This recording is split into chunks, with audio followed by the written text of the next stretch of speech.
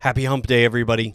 Welcome to the Do What Is Necessary live stream, coming to you live from a snowy, cold Wednesday afternoon. I don't know about you, but I'm done with the winter. I was not expecting 2 inches of snow on the ground when I woke up this morning, but thankfully it's Ohio, the sun's out, and half of it's gone already, so thank you for tuning into the show. So let us know where you're watching from. Give me a thumbs up that you can hear me okay. Let's just tune into the comments and see who's on the show today. So, welcome, Dan Rockwell. Man, I haven't heard that name since, it's been a long time, Dan. So I believe you are still here in Columbus. But yes, I love all the stuff that you were doing back in the late 2000s, early 2010s. So, representing, there's a blast from my past. So, I appreciate you being on the show today, Dan. We've got another OHIO representing here in the Midwest. Ryan Large is representing here in Ohio. So I'm excited about today's broadcast.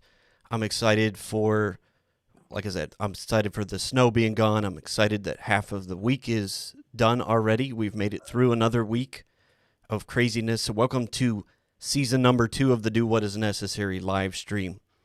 So tell me in the comments where you're tuning in from, and also tell me whether or not this is the first time that you're catching the show. But we did want to also welcome all of our repeat guests, all of those who tune in every single week and give us feedback, give us encouragement, and support the Do What Is Necessary movement. I want to thank you. I thank those that have been loyal supporters of the show for over a year now. I wanted to say thank you for this labor of love that we do every Wednesday. So this is Wednesday afternoon therapy for me. I think we all need therapy, and hopefully this show doesn't put anybody in therapy. But yes, I just wanted to say thank you so much. We have a guest from north of us in Canada. So we have a fellow Canadian on the show as well. Barbara Heffernan. Sunny, warm day for her, so thank goodness we've got the sunshine. So awesome. We've got Matt Solomon joining the show from Washington, D.C., another repeat guest, so thank you so much, Matt, for being on the show. I think I might need an autograph from you for hanging out with Wayne Gretzky yesterday. The great one. Huge hockey fan. I grew up with Mario Lemieux, so I grew up about 45 minutes outside Pittsburgh, so that was a great rivalry to watch Mario Lemieux and Wayne Gretzky go at it. I miss those days, so unfortunately we're stuck with the Blue Jackets, who can't seem to win anything, but I digress. So thanks again, Dan, for being on the show. We got a good show this week. This is, like I said, if this is the first time that you've caught the show, this is the Do What Is Necessary show. This is not about 10x this and work your face off and all of the garbage that we've been taught, the way that we should run our life, the way that we should run our business, the way that we should run everything. I'm about challenging all of those industry norms that we've been taught and whether or not they actually make sense for us in a modern age, in a modern business, in a completely changed world with COVID. So anyway, this is about doing what is absolutely necessary for you. This isn't me telling you what your life should look like. This is about figuring that out, what is actually necessary for you to do in business, what is actually necessary for you to do in life. So, again, we have a fantastic guest today. I'm excited about today's guest. She has been a very avid supporter of the Do What Is Necessary show, so I was excited when she agreed to be on the show. So please help me welcome Miss Ayan Adam to the show. So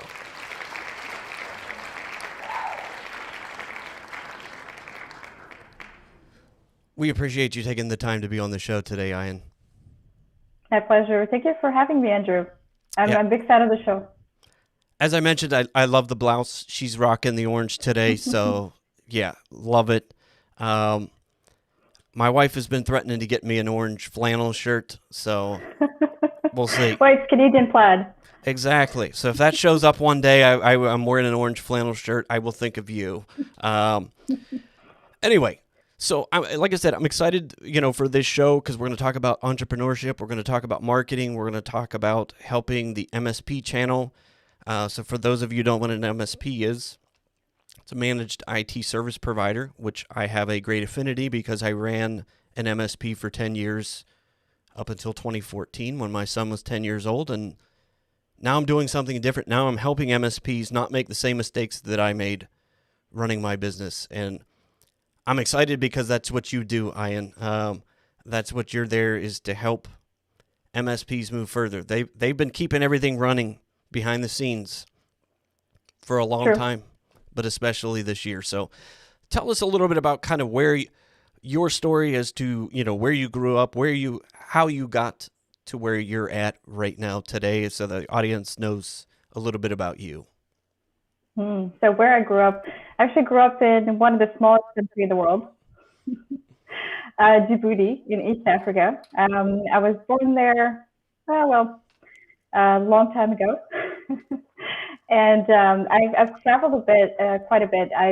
I've lived in Europe, I've lived in France, Switzerland, and now I live in Canada for the past 8 to 9 years now. Awesome. So what brought you from France to Canada? Was it work? Was it family? Well, I followed a boy. Gotcha. No, it's been an amazing adventure. I really love Canada. I'm still not used to the winters. I come from one of the hottest places on earth where I was born. It's like 40 degrees Celsius, during the day, like it can go all the way to 50. So it's been very different. But no, I love this. I love this country, and I've discovered the channel something like 5 years ago, working for an IT company leading marketing. But my background is marketing, so traditional marketing. So I did my MBA in business management and marketing, and I started my career at L'Oréal in Paris. So cosmetics, everything you can think about in terms of traditional brand marketing. So it's been very different for me to come into this industry, and I see so many opportunities to apply, brand marketing principles and, general marketing principles to the IT industry. So no, it's been super exciting. It's a lot of experimentation for me in what I do today. So I lead an MSP marketing company that I've created last year in the middle of the pandemic. Like, why not? Exactly. And it's been a crazy ride. And that's why we named this show. This is about Daredevil Entrepreneurs learning to embrace the danger. So, I mean, it doesn't get any more dangerous than the volatility that we've seen in the world the last year. But yes, to have the courage to start a business, to have the courage to bet on yourself. I mean, what has that been like, just from that perspective, since coming up on a year running your own business? I've never thought of entrepreneurship as something glamorous or something that I ever wanted to do with my life. It's really because I felt compelled to solve a problem. I was obsessed with solving a problem, and I really felt like my perspective and what I was applying and what I learned could actually benefit others. So that's really what drove me to create my company. But I was never the person that thought, okay, I really want to be an entrepreneur. It's such a glamorous life. It was never me, and it's far from being glamorous. Yep. And yeah, no, it's just because I'm obsessed with my idea and what I do. So that's what keeps me doing this. That's awesome. And I think, at the core of entrepreneurship, that is what it's about. I mean, true entrepreneurs, most times they don't get in it to make the money, and it is not for the glamour, because that's the common misconception, that it is this, I'm an entrepreneur, so you got all kinds of money, you got all kinds of free time, you got everything's easy. But yeah, I'm sure you can attest to that. That's just the opposite. So. Well, it's quite the opposite, yeah. So I guess what changes, or what are you taking from what you learned with doing marketing for L'Oreal or doing marketing inside your last IT company to be able to branch out and start your own business? I guess what things have you brought forward that you think, kind of what MSPs, what the IT channel can benefit from? So I've learned so much about the IT channel in the past years, and I was very fortunate to be in a company where, so my previous role, where I could actually really experiment in the types of marketing strategies we were bringing.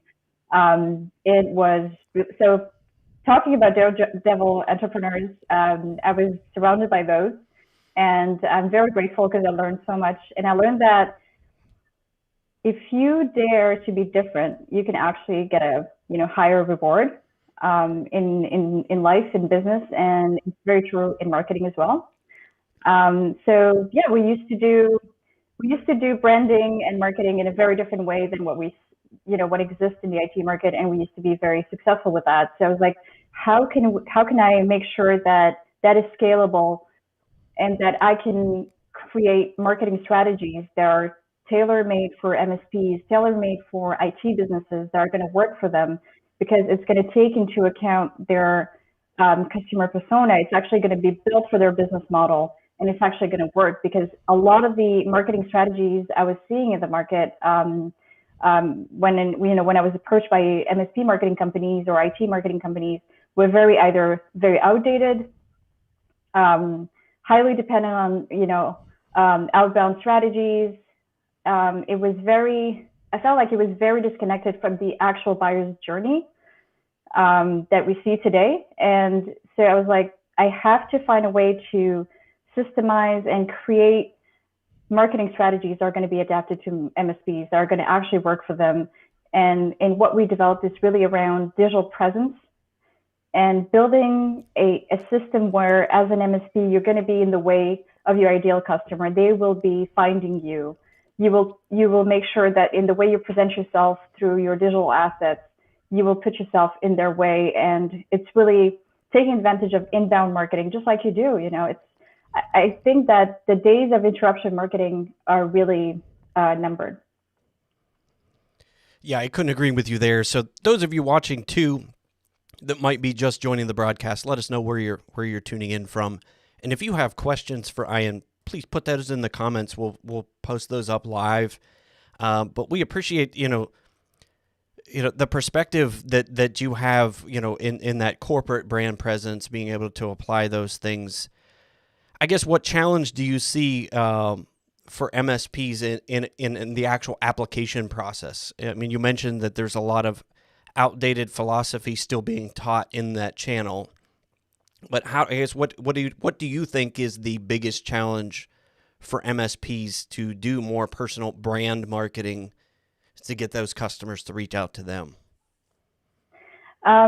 So obviously I'm not delusional. Like, I do understand that as a small business, you don't have the leeway to build the brand strategy, that is like as complex as a brand like L'Oreal. But the idea is really to tap into some of the tools that other businesses, other service-based businesses are actually taking advantage of in terms of web presence. I had just released a guide to Google My Business for MSPs.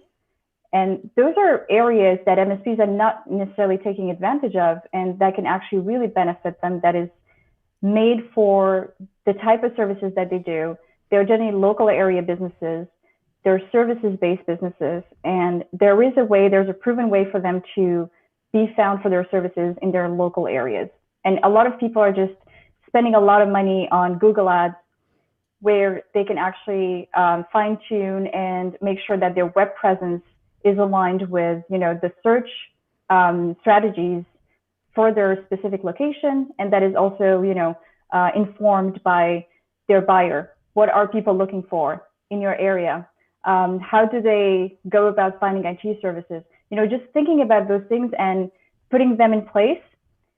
It's not necessarily something that is extremely complicated to put in place. It's not something that's going to cost a whole lot of money. It's actually going to cost less money than going with Google Ads. More and more, we're seeing that ads are becoming more and more expensive. And what we see is that with the bidding strategy, a lot of smaller MSPs are kind of locked out of the bidding wars that are happening on Google Ads. So what I do is that I try to find strategies that are actually going to be valuable for them, where they're not going to be spending all their money on outbound. And generally, what happens is if you spend all your money on Google Ads, it doesn't mean that's going to convert, because what happens is it generally goes to a landing page that's not connected to the actual website. It's not taking into account the actual buyer's journey, right? So a lot of those MSPs are working with ad agencies that know about ads, but don't necessarily know about the journey of a person that wants to procure IT services. Yeah. So that's what I try to do. Yeah, and because I did it myself. I tried what everybody told me was the normal stuff. You need to do direct mail. You need to do Google Ads. You need to do this, this, and this. But I couldn't figure out why I couldn't get it to work, because I was approaching it as a tech person, and I wasn't putting myself in the customer's shoes. And I think we talked a little bit about this before we went on air. Is you've touched on a couple times, is putting yourself in the buyer's process, and we hear a lot about that. And that's I think as small companies, we think that that's great, that big companies can do that. Starbucks, the Targets, all of them can really get map out that buyer's journey. But I think that was hard for me to do that as a small MSP, to take enough time in that planning process to actually think through what it's like. What it's like as a customer to go through my marketing. And I think that was the biggest thing that changed for me was, when we started unmarketing our business, when I started unlearning everything everybody was telling me to do, and started applying my flair to it, my personal side. That's when things changed for me, because I started approaching everything we were doing around what is going on in the buyer's head. What is going on in someone's head, and then you're able to understand exactly what it is they're looking for, and you're better able to understand, how to help them. But yeah, those of you who are watching the show too that are Daredevil Entrepreneurs, put that in the comments too. I know, like I said, Dan Rockwell I learned a lot from Dan. He was, one of those Daredevil entrepreneurs. He still is. I've kind of been disconnected from the tech scene since I sold my IT business, but Dan has started a lot of things, app companies and things like that. So he knows what that's like, to kind of fly by the seat of your pants at times as an entrepreneur. So I guess, what do you think, that we can do as I've done this show? I've learned a lot about this medium, of doing live broadcasting. And I was a huge proponent, and still am, in using LinkedIn, and but using LinkedIn in the right way. And where do you see the mistake that is still being made from MSPs? Let's just talk about specifically like, LinkedIn. So let's just, what is your take on what you're seeing in the MSP market, as what is working and what's not working with like LinkedIn? Well, the biggest mistake is to not be there. So that's a great first step. I set up LinkedIn company pages for MSPs, but I also explain in terms of, I try to manage expectations. Engagement for a company page is always going to be lower than your personal page. And if you want to be successful in your personal page, you have to be social, you have to engage people. And you can't hide behind, generic content. You can't just post the same thing as every other MSP is going to post out there. And I'd say that's probably where the challenge is, because there's so much of the industry that provides kind of, copy-pasted content, generic content, and people go and run with that. And I think it's really specific to our industry. It's something I have never seen anywhere else. And I think that it has to do with the general vendor-partner relationship, like that's kind of the original sin, where the vendor creates their own content that's talking about their brand and their products, and they push that to the partners, and the partners are supposed to go and run with that. And at times it can feel like a great idea because it's better than having nothing. So, that type of thinking kind of permeates the industry. And a lot of people are still locked into that paradigm, and it's really hard for them to break out of it. I completely agree with you there, and doing something is always better than doing nothing. So I guess from that perspective, how do you think a vendor can be more involved in helping MSPs be able to customize and put their own flair and on content and be able to kind of take it from there and run with it? By fighting every instinct they have. So I can talk about it from the other perspective. So when I was working for a corporate brand, we really thought that whatever we came up with was the absolute best. We knew much better than anybody else about the industry, about our products. So the idea was to make sure that we were disseminating that information to our different resellers or partners.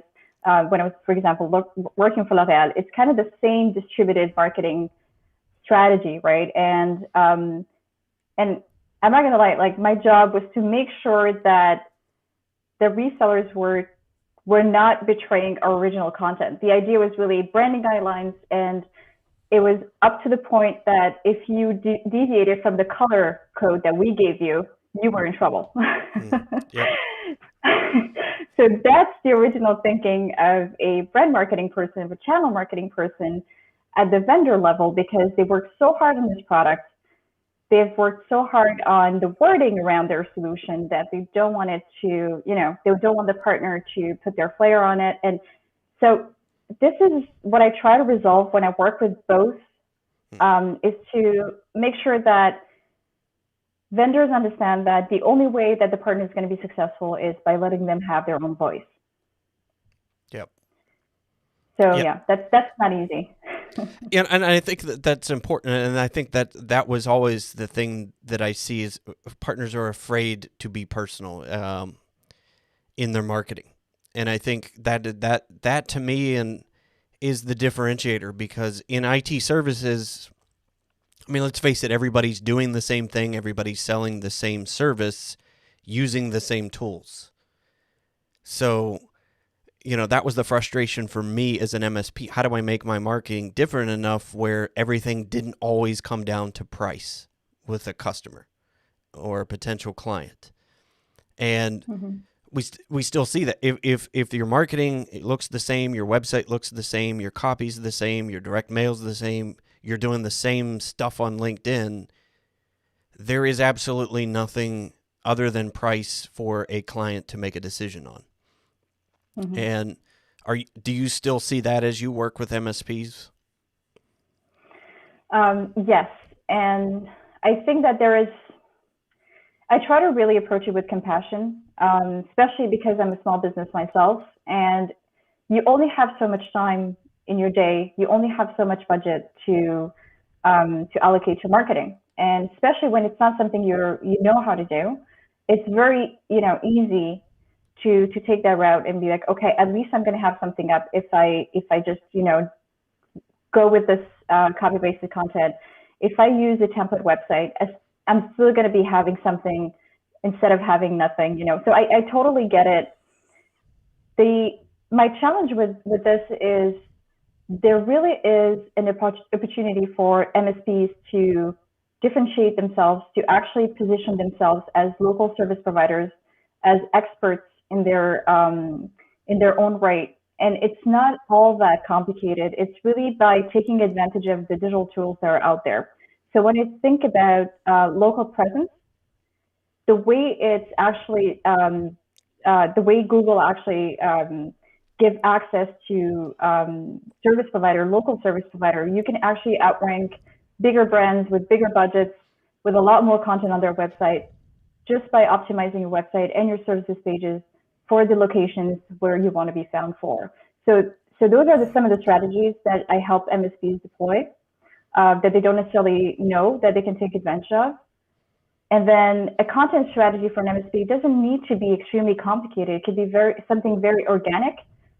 MSPs are people that generally, MSP owners are people that generally have a wealth of knowledge, and it's really making sure that they know how to,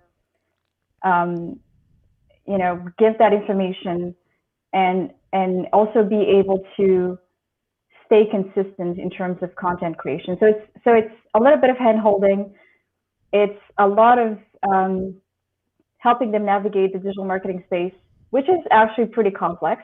And I'd say that that's what I do, and that's what I was trained for, and those are the people I'm around. And I apply those marketing strategies and those marketing principles to the AP industry. But those are, it's a very it's a very volatile industry. Like everything's changing so fast. You do need to have somebody that has their pulse on what's happening to help you. I couldn't agree more because that's, that was my challenge running my IT. I'm a tech guy. I know about the tech. I know how to build stuff. I know how to solve problems using technology, but that was always the challenge for me, at least for like the first 8 years of running my last MSP is I led with that. I know all about this, and I would try to wow people with how much knowledge I have. One of the things that really took off for us, and you touched on it, is that education process. So we started doing lunch and learn events, in-person lunch and learn events. I know we can't do that now yet, but that was a atmosphere where I could educate in such a way without selling anything. But that allowed the potential clients, and we would bring in our current clients and talk about those things and be able to educate people in that environment. So I still see, I was afraid to do it, didn't know really what I was doing. I tried to do everything, on my own. But I think reaching out to someone like yourself to be able to kind of, add that piece to the puzzle, if you will, that as an MSP, I knew that I was probably never going to be great at the marketing side. And a lot of MSPs feel that way. They're comfortable doing the tech stuff, but not comfortable in marketing and sales. So yes, definitely, partnering with someone like yourself would be a great way to do that. But, those of you who are on the show that have anything to add to the conversation as to, the challenges that we still see, the things that you see that are working inside the IT industry or as an entrepreneur, I think, COVID definitely ripped up the rule book on a lot of things. So everybody's, kind of rethinking things. But do you see that, that was, the clients that you work with that are, successful doing things, what do you find that is working right now in this post-COVID era? It's really the digital route. You have to position yourself for being found digitally. Like people are searching online. They are going to be looking out for you. They are looking for information. It's just making sure that whatever information they need, you are providing.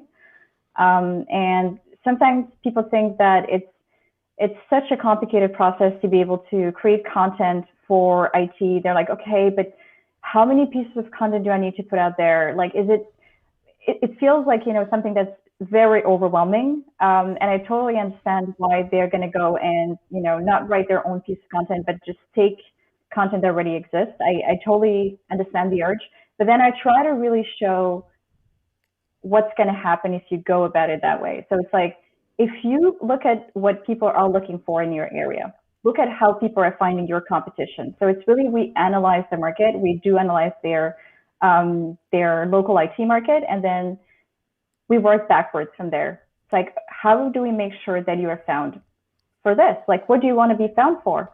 And then it's like, oh, I do O365. Okay, is that on your website? How do you help people with that? Oh, actually, no. I just created a general page that says services, and there's like a one sentence about my service, and I'm not going into detail about how I actually help people with email migrations and things like that. I'm like, so why don't we do that? Why don't we create a page just for that specific service? And why don't we make sure that that page is optimized for your specific area? How do we align your presence with what people are looking for? So it's really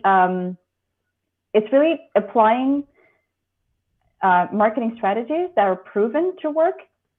And for MSPs, it's really, okay, understanding their market, understanding who they're talking to, and applying proven marketing strategies for them. And it's actually, the results are there. they see it. They see it. It's definitely not going to take a month, but it's going to take something like 3 to 6 months. You can actually see the traction coming from your digital presence. And it's something that you have to keep at. And I talk about it as digital real estate because to me, it's really investing in your wealth. And I really see it as just like in Monopoly. You want to have, the best real estate. You want to make sure that you're getting, the right street. And if you leave it open, it's going to be your competition there. And the digital world is not a world that is, it's not equal. Obviously, people that invest more are going to get more. So how do you make sure that MSPs or smaller businesses are actually going to be able to see results? And that is by developing laser focused strategies that work for them and refining them over time. I love that because when I finally got that through my thick head as an MSP and as an entrepreneur, that I couldn't always figure that out. I would do a little bit of marketing for a month or two and nothing. Okay, that didn't work.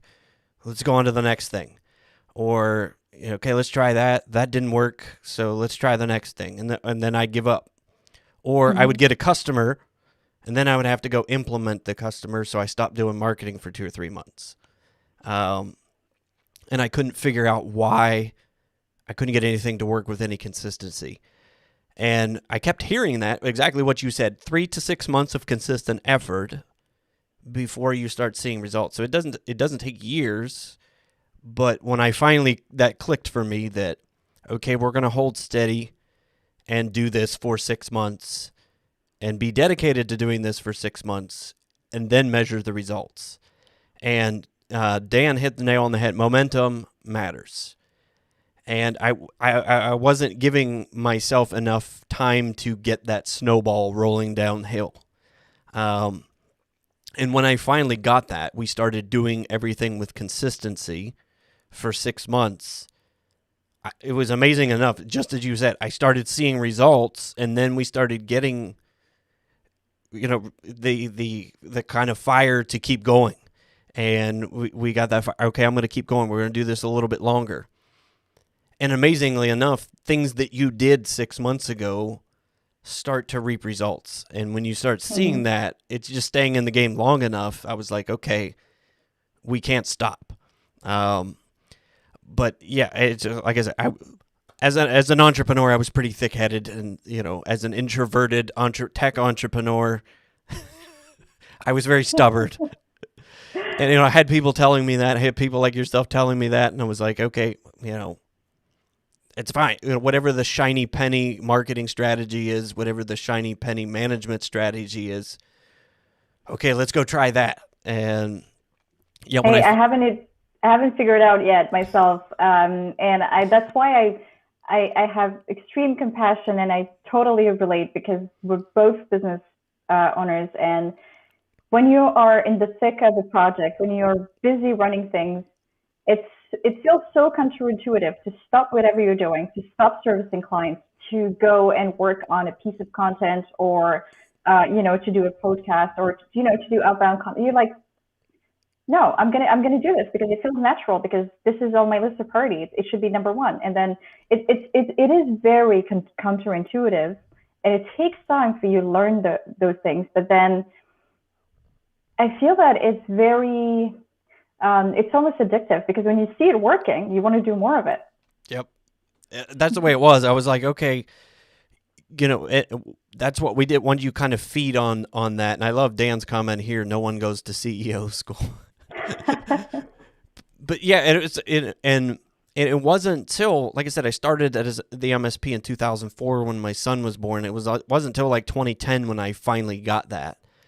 And then I started documenting, okay, what does work, what is working, and then but when I finally gained traction and momentum where I didn't have to take my foot off the gas, stop marketing and, go actually do the implementation, is when I started working with people like yourself who can take the process and keep going with that while I'm over here doing tech work, while I'm actually doing the implementations. that's when I gained the traction that I needed to finally be able to sell my IT business.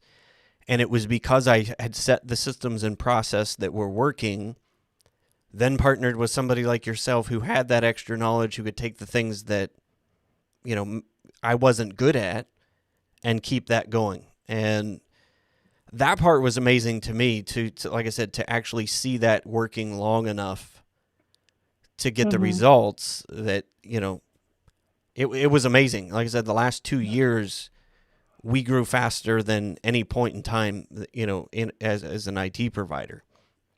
And that was why, is we just kept at it consistent enough. Yeah. So let's flip gears too. Being a new entrepreneur, I always like to see, what are the biggest aha moments that you've had running your business, starting your business, and getting started? I'd say so much of what you do is around your personal energy. So it's really learning for me to take care of myself and be better at managing my energy. So it's really staying in a state of not constant stress, but being in this, blissful state of, I love what I do, I'm learning, and I'm going to trust the process.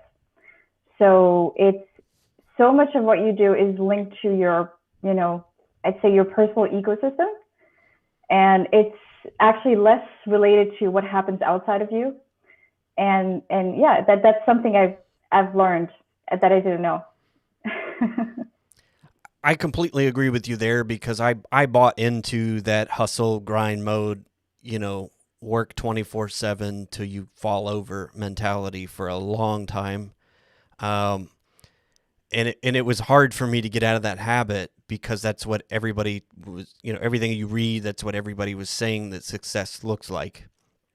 And I probably got you by a few years, but we won't talk about age, but that when you reach the point where it's like you can't do that, and it doesn't make sense to do that. I'm glad that you're realizing that relatively early in your career as an entrepreneur, because like I said, us stubborn IT guys, we just don't get that sometimes. So this is why I'm glad to have Dan's on here. Founders have a hard time figuring out which fear to focus on: the product, the people, the team, the traction, the money. It's a lot.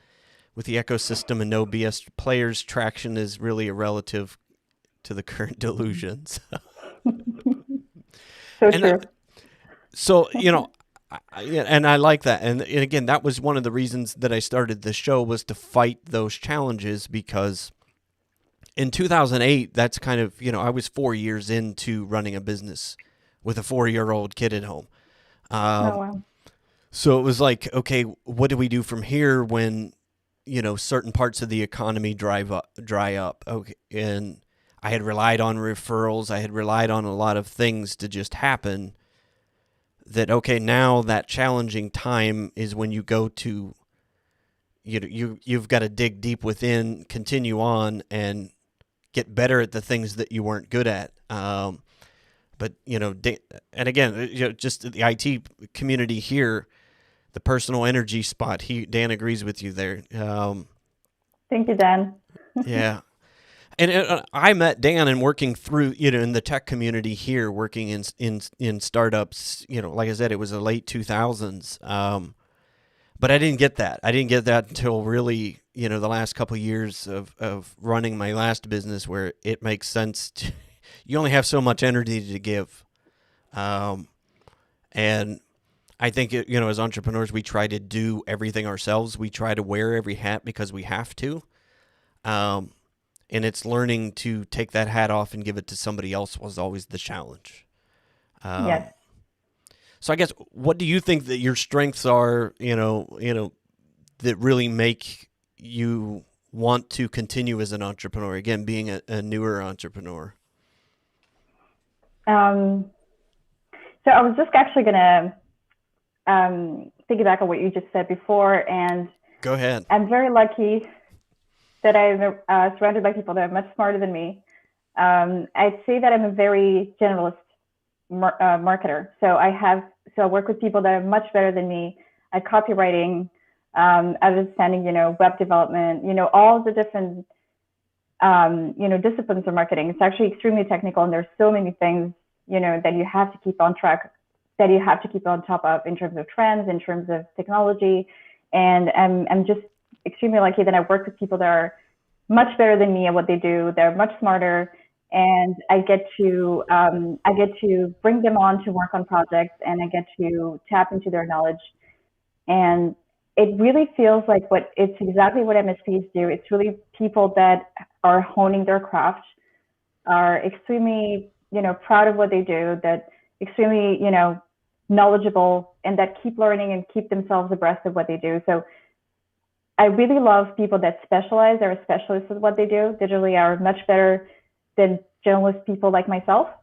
But it's actually really great in terms of how you can lead a business, because if you understand things at a broader level, you are able to build systems that are going to work, and then you can, have people collaborate on. So I'd say that that's probably the part of the job that I really love, is to bring those talented people together.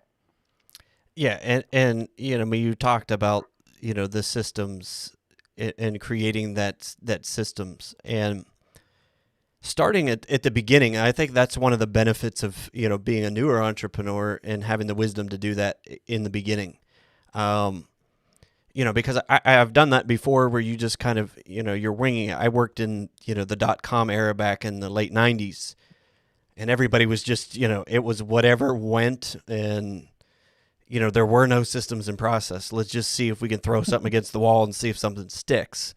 But yeah, you talked about with the IT industry. They're good at we're good at creating systems and process for others, but it's the actual application on our own business. And Dan has an absolute plethora of knowledge here. He said not having systems is pulling. That's what he's pulling from the finance industry. Founders need to create systems to get themselves in order, and it starts with us. And as a new startup, that you have the wisdom to do that in the beginning. It was always a challenge to go back and try to create those systems later. Yeah. Especially when you're trying to get momentum, you're trying to build, you're trying to keep momentum. Going back and actually, writing those systems and putting that process down was always that's one of those things that's just the last thing you have time to do. So what would your advice, being a new entrepreneur, doing that from the beginning, like what would your advice be to a company that may be running for a little while that needs to go back and do that? I don't know if it's true that you can do it from the beginning. You probably can't, because everything, like whatever plan you have is useless when, it's confronted with reality. So whatever process or system you have is something that has stood the test of, actual, the reality, being confronted with the clients, the market. So you're always refining it. There is no, I'm going to think about the perfect system in a bubble, and then I'm going to go and apply that in real life. It's always, flying the plane while you're changing the parts. I'm not sure I know the how to actually say the expression, but it's kind of that idea. You always are refining. You always are making sure that it's better than it used to be. I don't know that anybody has it figured out, and then they go and apply that. It doesn't work like that. It's really, you just learn because you failed, and you keep failing, and you keep learning, and you keep refining it. Amen to that. I mean, it's just like that's how we learn to ride a bike. You got to fall down and skin your knees a few times to figure out, okay, let's figure out how to not do that. But yeah, I mean, I've been an entrepreneur for a long, long time. My journey as an entrepreneur started when I was 8. People laugh at that, but I'm like, I knew that, okay, my way out of steel and coal, and I didn't want to work in a coal mine. I didn't want to work in, a steel plant. So I wanted to do something different. And I knew that that was the way I was going to do it. I was going to, run my own show. So I guess I've had that in my blood for a long time. But that has been the challenge, that having the humility to bring others in is one of the things that when you skin yourself a few times and have some bumps and bruises that you figure out. So it's good that you figured that out early in your journey, and that's hard as we coach. I still coach and mentor a lot of startup companies, and that's hard for the younger generation to get that.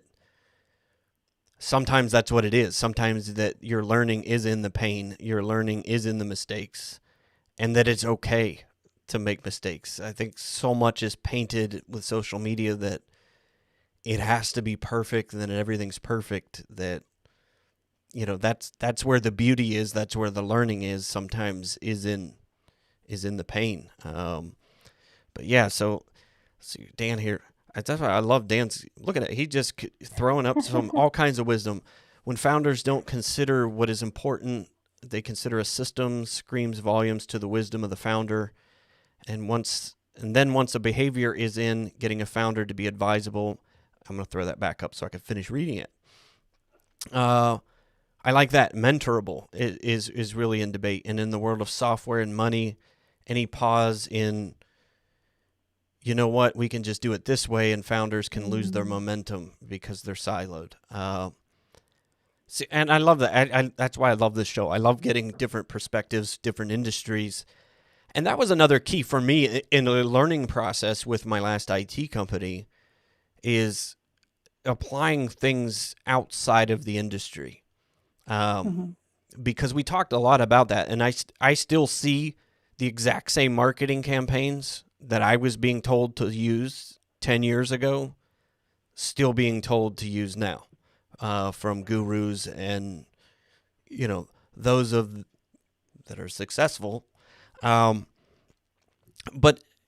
that was the challenge that I had when realizing that, okay, I can be different, and that I can do things against what everybody else is telling me that it looks like.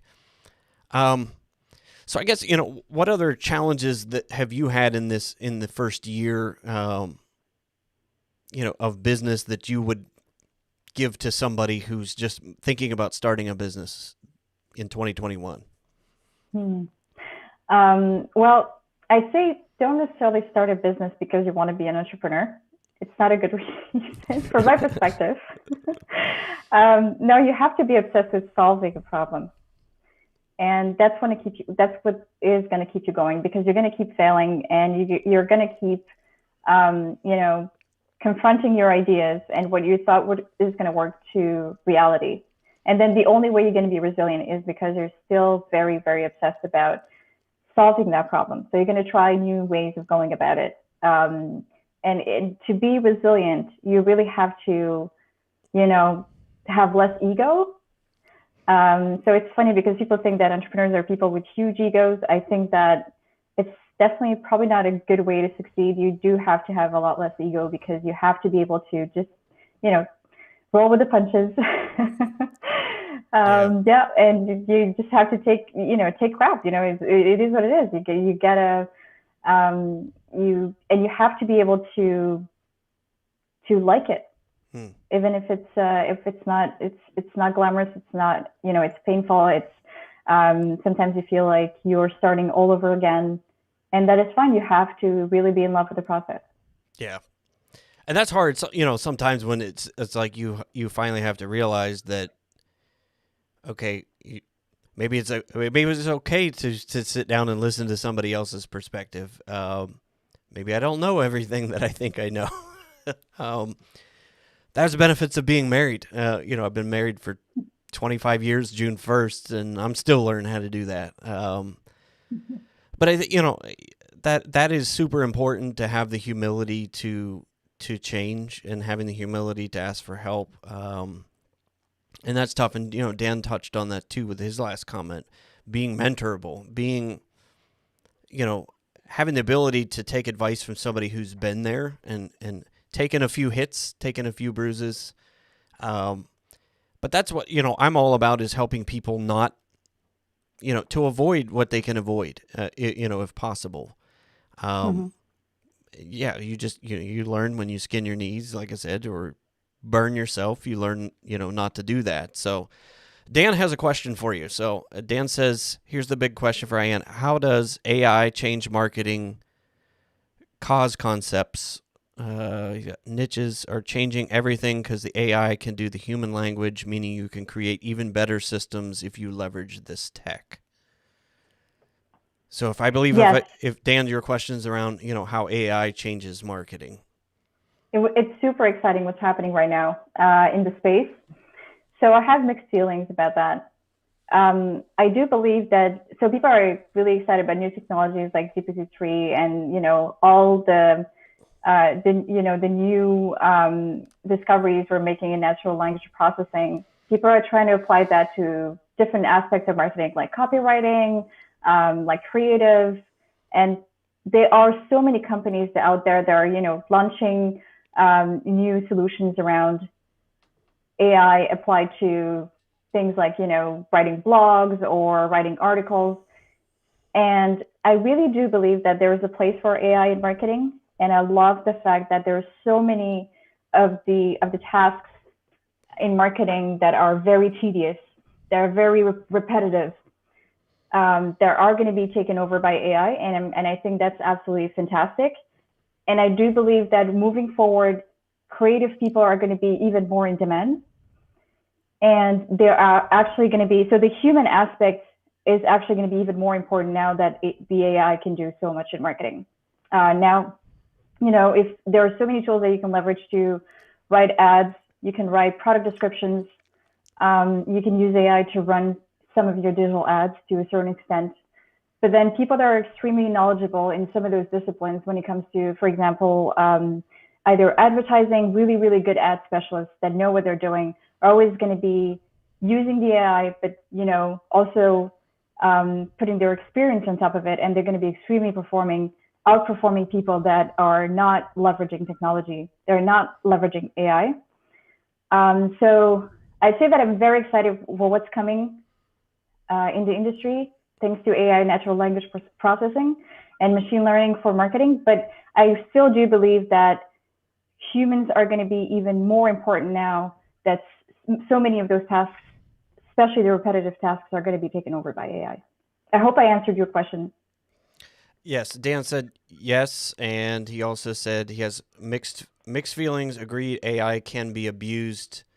Yeah, see recent politics. Yeah, we could talk for hours and hours with that. But I think that's kind of the common misconception that you just go get a piece of software and all of your problems are going to be solved with marketing. Well, it'd be a mistake not to take advantage of technology, right? It'd be a mistake not to automate as much as you can.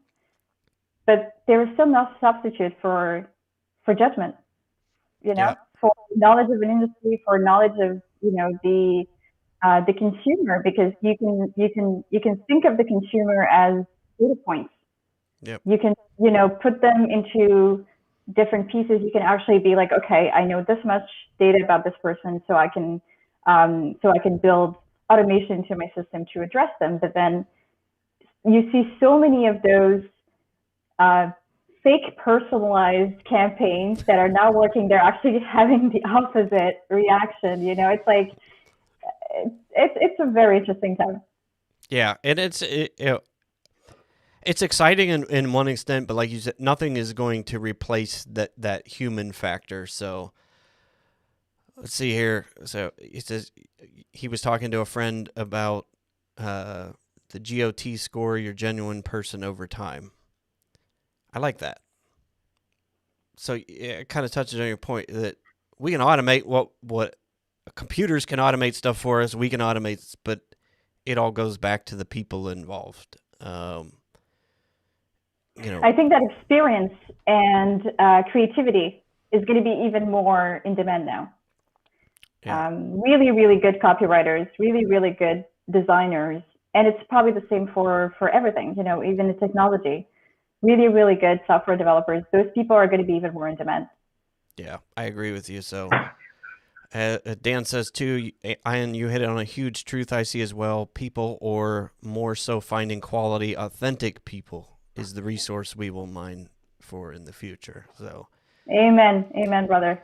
yeah, that's the thing. Social media is like one of those things that we forget that the social component is there, and that's what I love about this medium here, doing live streaming. That's how you and I met, and I Yes. think that is totally cool that you and I met because you jumped on a show, contributed to the show. You've been a very avid supporter of the show, but it all goes back to the people behind it. And man, there's so much. It's hard for me. My son's now, he'll be 17 in May.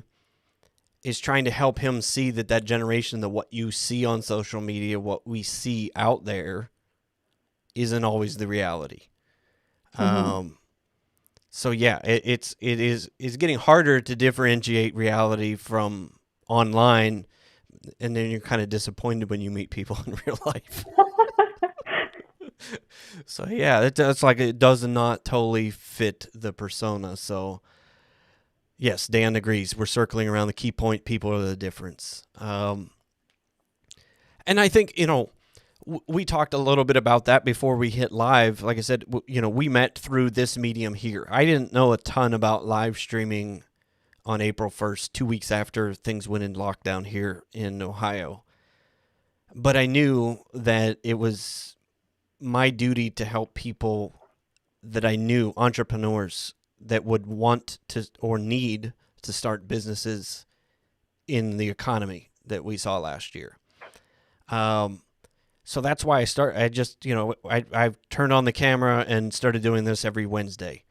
But I think, it comes down to that. I have met some amazing people, yourself included, over the last year through this medium here. And I think about that. We talked about how much LinkedIn has been different, than it was 10 years ago. How do you see, MSPs being able to embrace technologies like this, as we're talking about, to be a real person? And how do you see people being able to use this type of medium in doing live streaming to change marketing? Mm-hmm. Well, live streaming is something I don't know much about. Yeah. So you're the expert, and it's definitely something I would not even be comfortable myself doing, right? I really admire you and what you put together as a show. And I'd say that, so I'll take the questions more for social media as a broader topic. I'd say that don't be professional, just be yourself. Yep. And that's, as we coach people doing LinkedIn, that is literally where I start, is your personal profile, and to stop tech and sales conversations on your personal profile, and make your personal profile what it is. It is a chance for people to get to know you. And too much of like I said, is on the social media profiles, are from gurus out there who tell you your LinkedIn personal profile needs to be the sales page from your website. You need to sell people stuff. How do you see that we could get better at that? Specifically, we talked about a LinkedIn a lot. No, How I do you talked see? about it as if, Go ahead. yeah, I really, sorry. I talked about it as if it was something easy. It is absolutely not easy to Yeah. be yourself or to be comfortable. It's actually very counterintuitive, because we think about professional, platforms like LinkedIn. We have to show up a certain way. We have to have a certain tone. We talk like we don't in a way that we don't normally talk. And just like you said, it's strange when you meet somebody, when you met their LinkedIn avatar person, and then you meet them in real life. You're like, oh my God, it's not the same person. It's like, hey, something doesn't add up here. So No, it's very tough. I get it. That's why I never judge. I will never throw a stone, never, because it's so hard. And social media is still very unnatural when you think about it. that's not how we are. It's natural for humans to talk to each other. It, like posting something on LinkedIn is pretty much like going on the street and starting shouting out of, on top of your lungs, some wisdom or something. It doesn't make any sense. It's so counterintuitive. Nobody talks like that. So it's a learning process. I'd say you have to be comfortable making mistakes, or making mistakes in your own head, because you're not really making mistakes. It's more like you feel like you are failing, and that's okay. Yeah. It is. It makes us all human. And I think it's amazing to me, like when I see people, when we help them through like their LinkedIn profile, when they change that, like the immediate difference they get in responses when they try to reach out and connect with other people. Because that's the first thing people do. They go to your profile and they make a split-second decision about who you are. So if everything screams an IT conversation, or everything screams, I want to sell you something, people, it's the change is almost overnight. And, Dan said too here, he found the show after a year of doing this. I think this is the first time Dan has caught the show. But that's, I was tied up with that when we first started this show. Cause like I said, I was like, we made mistakes. I went back and watched like the first month or two of shows, and the audio didn't match the video, and it was bad. And I'm like, but I didn't let that stop me. And I think, that's the thing with social media, that the more that you put that's what it is. It is about being social. And I think that people are afraid to tell that story, and people are afraid to let the world know that they're a human being. However, I mean, I think when we look over the last year, I think that has been one of the things, the greatest benefits that I have seen in a change in perception of people is I think there's more empathy, that we're all human beings. And that things don't have to be perfect, and that the kids running around in the background, we don't have to hide them anymore, and it's like, yeah. But I think, people are much more accepting to the fact that, we go to work. It's not perfect when we work. It's not, our lives aren't perfect, but it's remembering why we got in business, remembering why we go to work every day. But yeah, it looks like comments stopped coming in. Peter Vander Linden said, yes, just be yourself. And it is tough. Like I said, I find myself, I am a highly introverted person. I am a Briggs-Meyer, I'm an INFJ. And that's like one of the weirdest personalities, most unique personalities on earth. My wife will attest to that. She's like, yeah. Anyway, but it's hard. Like, I don't naturally do this. Like, I'm a very homebody person, keep to myself, very low key, but I love having fun. So it was hard for me in that sense to put myself out there every week, but it's just, once you put in the reps, it gets easier. But yeah, that's why the reward is so great for you, because you actually had to go over your fear, or, your comfort zone. It was hard. Like I said, it was very difficult. My wife just, like I said, she has a hard time believing that I do this every week. That she's like, I can't believe you go live and talk about stuff. But I think that it's that relation, it's that sense of community that we have all wanted for a long time, that people are now embracing and realizing that, okay, I did need that all along. And I think especially in the entrepreneur community, people just don't understand what it takes to be an entrepreneur, which can be isolating. And that was where I was at in 2008. Nobody understands what I'm going through. Nobody understands what it's like to run a business. And it can be lonely.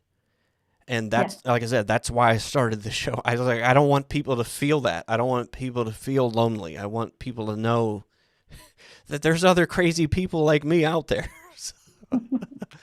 But yeah, I know we're at the top of the hour. Like I said, some of the comments have stopped coming in, but I'm seeing them on. I can't throw them up on the screen, so I'll just read a few of them too. Yes, Dan said yes. COVID strangely humanized us. So Yeah, there's been benefits there. So also, it was like we all discovered the park next door. Yeah, Well, if you have kids, you're very familiar with that park already. yeah, I love it. We touched on it because like comments are rolling in now. I mean, because it's people get that, and Peter van der Linden said yes. Thank you for the coffee mug. He won a coffee mug on the show when we did our 1 year celebration. So he said yes, it arrived in the Netherlands in one piece. So yeah, Nice. that has blown me away and amazed me in doing this show. In meeting people like Peter joined the show, I think a couple weeks ago, and again, it's just like you and I met through this medium and have struck up a friendship. Now we're on the show talking about all the stuff that we love to do, and I think that to me was one of those unexpected things of doing this Mm-hmm. show. Was the sense of community that we built around it, and like I said, it's blown me away where people tune in and watch every week. Uh, It's incredible. yeah, Dan said he said I couldn't do public speaking when I started, and you feel false, and then you realize the corner you're backed in isn't a corner; it's a door to the reality you chose. I wish I could put Wow. that on the screen, Dan. So I'm That's sorry. deep. I love that, and I think I'm gonna think on that. that's been the amazing thing for me, each week is the ability to keep learning, and that's where we talked about the humility to keep learning, and that we all need that. Let's see here, Barbara Heffernan, your fellow Canadian, she said, "I used to be extremely outgoing, have many friends over. I got sick 4 years ago. I've been in the COVID life like for a while. Was just getting better and back out, and then we got locked down again. I never Mhm. had to market. People came looking for me." That's Uh, awesome. yeah. And Dan said too, I love this is awesome. Like you and I talked before the show. I'm like, I do these shows, we talk, but I did a couple interviews a couple months ago. My wife said, "Hey, it didn't get good till after an hour." We're seeing that. So I guess that's the key. Was we got to talk. We have to talk long enough to keep this going. So yeah, Dan said the truth though is there will be an unfolding mental health crisis for the next several years. We don't know the true impact of Mm. COVID yet, nor the future unfolding because of it. Um, Mm. I'm going to be actually talking about that next week with Pete Matheson. I think you were on a podcast or a show with Pete Matheson recently, weren't I you? know Pete. Yeah, Yes. It wasn't a podcast, but I know Pete. Pete's great people. yeah. He's going to be a repeat guest. This will be the second time he's been on. He was my very first guest. He graciously joined the show when I was still trying to figure it out. I think we tried for like 2 weeks to do what we're doing right here and to get things to match up so that it was viewable. Um, but yeah, he's going to be back on the show, and that's actually one of the things we're going to be talking about because you It's probably have a seen it too, the mental health crisis in the yeah. IT industry specifically. Yeah, I'm worried about that. I'm worried about Mm. and again, that's why I will continue to do this show Mm-hmm. because I think that is necessary. Having this conversation, putting it out in the open, the reality of it, we're not going to be able to get away from, like Dan said, for a while, and I don't think we've really seen the full blunt of Mm. the effects of it, really. Because I it. re- Go ahead. no, I was going to say I really want to hear what you have to say about this and to hear what Pete's point of view is. This is a very important subject. Yeah, and I think that there's not enough people that want to take that conversation on head on, and that's why Pete and I messaged a few weeks ago. We were like, this has to have this conversation needs to happen, because he's seeing it since he sold his IT business a year ago. Like I said, I am deeply concerned about the industry that I love more than anything is the IT industry. But yeah, we'll dive into that next week. So yeah, would love to have your thoughts too if you're able to tune into the show. Peter van Uh-huh. der Linden said, "Yes, you're doing this is like the butterfly effect. It does make a difference somewhere." So thank you, Peter. I appreciate that. Barbara said too, she said, seriously, just be yourself, honest, and people flock to you and your opinion. She's off now because I was working too much. So That's hard to believe, eh? yeah. Are people actually going to listen if I'm myself, if I don't sound smart? You know, it makes sense. We all have that fear, especially on professional, places and social medias like LinkedIn. We feel like we have to show up a certain way. We think that we have to sound smart. Yep. And I think, there's so much of things as an entrepreneur. You battle self-doubt, battle imposter syndrome, you battle so many things. And yeah, it's just once you realize that you don't have to pretend, that we can just be ourselves, and you will still be able to run a business. People will still like you, hopefully. But I think it's embracing the reality of the situation that we're seeing right now. Barbara said too, focusing on myself. We need healthy boundaries. We all just want to help, but at what expense? And yeah, that for me, is when I hit the breaking point 6 years ago. That's where we were at. Pete and I were in the same place. We were just completely burnt from running a business. It was just time for us. It was time for our families. That was one of the biggest reasons I'm doing what I'm doing right now, because I can see it a mile away because I lived it. And I wasn't smart enough to figure that out. It took me 10 years and yeah, nearly put me in the hospital. And yeah, anyway. But yes, having healthy boundaries around work. I think that was last week's show. Yeah, it was last week's show. These all blend together. Work-life balance is different, and the acceptance that it's okay. People are working more now than we ever have. I find that for myself, that because I'm home, for the last year, that's kind of the default. I don't have anything else to do, so I might as well work.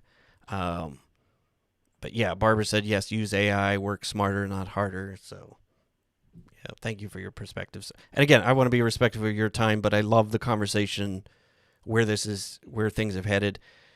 Dan said too, it's hard to find boundaries when you feel called. That's why our family, our significant others got to remind us to take a breath and enjoy and notice. So yes. Yeah, I don't know that we can ever strike balance though.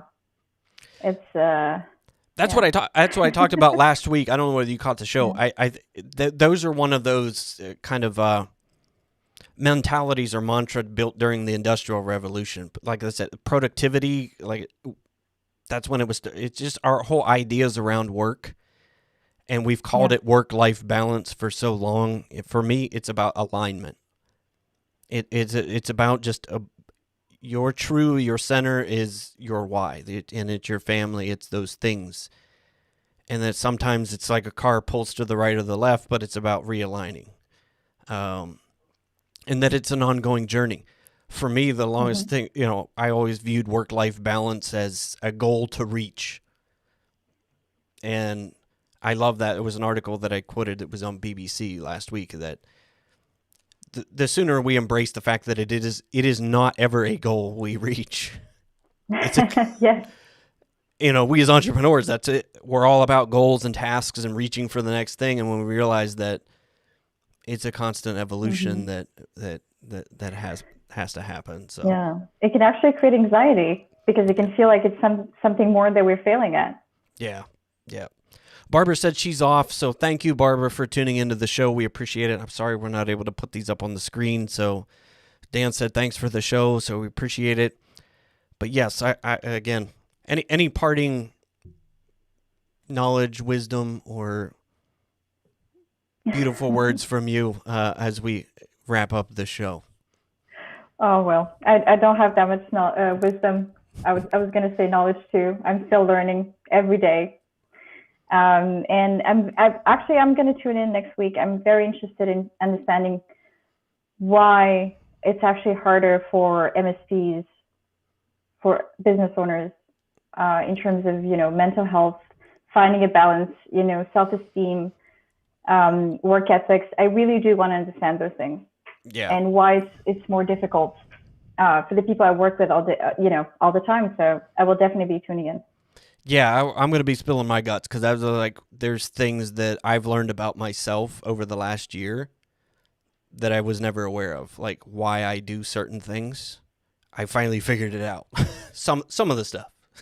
Okay. You go to some crazy places. I'm like, okay, that's why I've been doing this for the last 30 years. So, yeah, it's going to be a good show. So we appreciate it. Ayan, Awesome. thank you so much for being on the show. I can't thank you enough for the friendship that we've, started through this show, and we'll have to have, do a virtual or real life coffee someday. So We have to. Well, thank you, Andrew. I love the show. I love the community. And thank you so much for having me. we appreciate so much you being on the show. Thanks for your time. So awesome. We'll give her warm thanks to Ayan for being on the show today. So I forgot to put up her social media, so it's linkedin.com/Ayan Adam. I'll put the link in the show notes as well. So please connect with her. Let's keep this conversation going. And like I said, we've kind of previewed next week's show talking about, mental health challenges. I'm glad we started that conversation this week because it's going to dovetail into next week's show with Pete Matheson. Again, it's just unique perspectives on life and how things have changed and how things will continue to change and evolve. But thank you so much. If you're watching this show live, thank you. If you're watching this show on the replay, thank you. Again, this has been an absolute labor of love for me to do this show. And I love the conversation that we started today around entrepreneurship, around marketing, I love that, just being a human being and not leaving that out, not leaving everything to the robots. So I would appreciate so much if you were able to share this with somebody else. So tell a friend, tell your dog, tell your neighbor. But please share this show as we continue the Do What Is Necessary movement and as we move forward in absolutely doing what is necessary in your life, and stop listening to everybody else. Stop listening to the gurus who tell us what our life should look like, and do what is absolutely necessary for you. So that's it for me this week. Thank you so much for tuning in to the show. Always stay humble and kind, and always, always, always do what is necessary. I'll see you next week.